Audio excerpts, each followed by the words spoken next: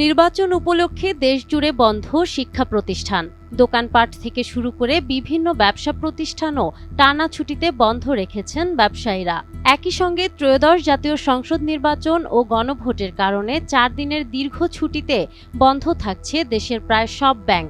কিন্তু এমন সময়ে সাধারণ গ্রাহকদের জন্য লেনদেন বন্ধ থাকলেও জরুরি প্রয়োজনে নির্দিষ্ট কিছু এলাকায় খোলা থাকছে ব্যাংকের বিশেষ কিছু শাখা।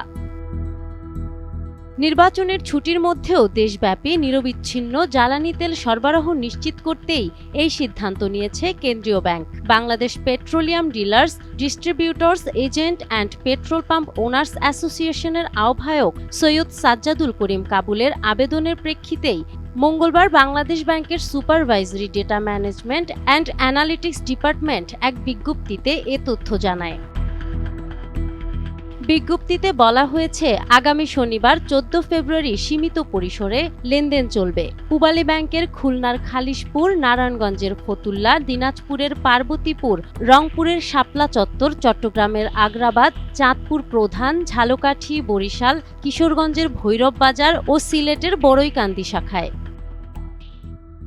এছাড়া উত্তরা ব্যাংকের খুলনার খালিশপুর শাখা, জনতা ও ইসলামী ব্যাংকের সিরাজগঞ্জের বাঘাবাড়িঘাট শাখা এবং ওয়ান ব্যাংকের দিনাজপুরের পার্বতীপুর উপশাখা খোলা থাকবে।